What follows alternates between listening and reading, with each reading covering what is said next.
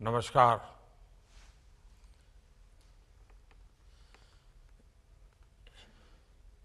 इस साल के पहले बजट वेबिनार में मैं आप सभी का अभिनंदन करता हूं। बीते कुछ वर्षों में बजट वेबिनार इसकी एक मजबूत परंपरा बन गई है। अक्सर बजट का आकलन अलग अलग पैरामीटर्स पर किया जाता है। कभी स्टॉक मार्केट की चाल पर बात होती है, कभी इनकम टैक्स प्रस्तावों पर चर्चा केंद्रित हो जाती है। सच्चाई ये है कि राष्ट्रीय बजट कोई शॉर्ट टर्म ट्रेडिंग डॉक्यूमेंट नहीं होता। वह एक पॉलिसी रोडमैप होता है। इसलिए बजट की प्रभावशीलता का आकलन भी ठोस पैरामीटर्स पर किया जाना चाहिए। ऐसी नीतियां जो इंफ्रास्ट्रक्चर का विस्तार करें, जो क्रेडिट के प्रवाह को आसान बनाएं, जो ईज ऑफ डूइंग बिजनेस बढ़ाएं, जो गवर्नेंस में ट्रांसपेरेंसी बढ़ाएं, जो जनता का जीवन आसान बनाए, उनके लिए नए नए अवसर बनाएं। बजट में इससे जुड़े निर्णय ही अर्थव्यवस्था को स्थायी मजबूती देते हैं। और सबसे महत्वपूर्ण बात यह है कि किसी भी बजट को अलग थलग स्टैंड अलोन करके नहीं देखा जाना चाहिए। नेशन बिल्डिंग, राष्ट्र निर्माण, यह एक निरंतर प्रक्रिया होती है। हर बजट एक बड़े लक्ष्य की ओर बढ़ने का एक चरण होता है और हमारे सामने वो बड़ा लक्ष्य है साल 2047 2047 तक विकसित भारत का निर्माण। हर रिफॉर्म, हर आवंटन, हर बदलाव को इस लंबी यात्रा के हिस्से के रूप में ही देखा जाना चाहिए। और इसलिए हर साल बजट के बाद होने वाले ये वेबिनार बहुत महत्वपूर्ण होते हैं। मेरी अपेक्षा है कि ये वेबिनार केवल आइडियाज के आदान प्रदान तक सीमित न रहे, बल्कि एक प्रभावी ब्रेनस्टॉर्मिंग एक्सरसाइज बने। आपके अनुभव और व्यवहारिक चुनौतियों पर आधारित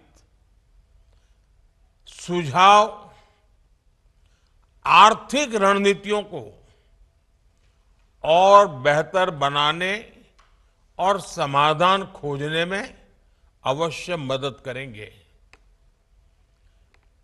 जब इंडस्ट्री, एकेडेमिया, एनालिस्ट और पॉलिसी मेकर्स मिलकर के सोचते हैं तो योजनाओं का इम्प्लीमेंटेशन और बेहतर होता है, रिजल्ट और सटीक मिलते हैं। इन वेबिनार्स की सीरीज के पीछे यही एक भावना है। साथियों, 21वीं सदी का एक चौथाई हिस्सा बीत चुका है। अगर आप स्वयं के सेवा में सोचें तो आपके जीवन का बहुत अच्छा महत्वपूर्ण कालखंड बीत चुका है। अब हम देश की विकास यात्रा के एक महत्वपूर्ण समय में हैं।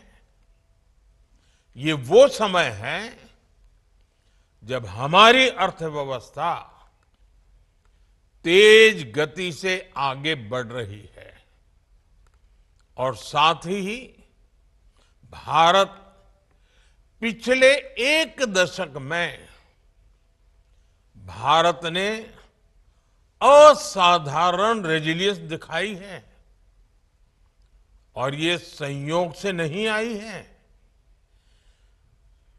हमारी रेजिलियंस कन्विक्शन ड्रिवन रिफॉर्म्स की देन है। हमने प्रोसेसेस को सरल किया है, ईज ऑफ डूइंग बिजनेस को बेहतर बनाया है, टेक्नोलॉजी लेड गवर्नेंस का विस्तार किया है, इंस्टीट्यूशंस को मजबूत किया है और आज भी ये देश रिफॉर्म एक्सप्रेस पर सवार है। इस मोमेंटम को बनाए रखने के लिए हमें ना केवल पॉलिसी इंटेंट पर ध्यान देना है, बल्कि डिलीवरी एक्सीलेंस पर भी फोकस करना है। रिफॉर्म्स का मूल्यांकन घोषणा से नहीं, बल्कि जमीनी स्तर पर उनके प्रभाव से होना चाहिए।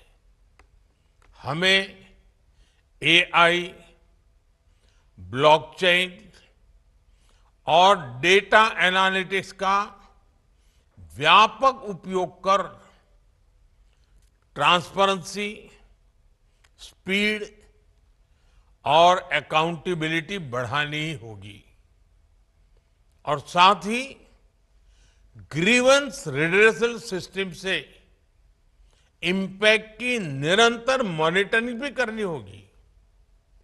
साथियों, पिछले एक दशक में इंफ्रास्ट्रक्चर पर हमारा बहुत फोकस रहा है। हमने सोच समझकर यह फैसला किया कि भारत का विकास highways, railways, ports, digital network, power systems, ऐसे अनेक अब जैसे ठोस एसेट्स को तैयार करके ही होगा। ये आने वाले कई दशकों तक प्रोडक्टिविटी पैदा करते रहेंगे। इससे और इसी वजह से पब्लिक कैपिटल एक्सपेंडिचर लगातार बढ़ाया जा रहा है। 11 साल पहले पब्लिक कैपेक्स के लिए बजट में लगभग 2 लाख करोड़ रुपए का प्रावधान था। मौजूदा बजट में ये बढ़कर लगभग 12 लाख करोड़ रुपए के पार हो गया है। इतने बड़े पैमाने पर सरकारी निवेश होना प्राइवेट सेक्टर के लिए भी एक स्पष्ट संदेश है। साथियों, अब समय है कि इंडस्ट्री और फाइनेंशियल इंस्टीट्यूशंस भी नई ऊर्जा के साथ आगे आए। हमें इंफ्रास्ट्रक्चर में ज्यादा भागीदारी चाहिए, फाइनेंसिंग मॉडल्स में ज्यादा इनोवेशन चाहिए और इमर्जिंग सेक्टर्स में ज्यादा मजबूत कोलैबोरेशन चाहिए। इस दिशा में मेरा एक और सुझाव है। हमें प्रोजेक्ट सैंक्शन मेथोडोलॉजी और अप्रेजल क्वालिटी को और मजबूत करना होगा। हमें कॉस्ट बेनिफिट एनालिसिस और लाइफ साइकिल कॉस्टिंग को सर्वोपरि रखते हुए वेस्ट और डिलेज रोकने ही होंगे। साथियों, हम फॉरेन इन्वेस्टमेंट फ्रेमवर्क को और सरल कर रहे हैं।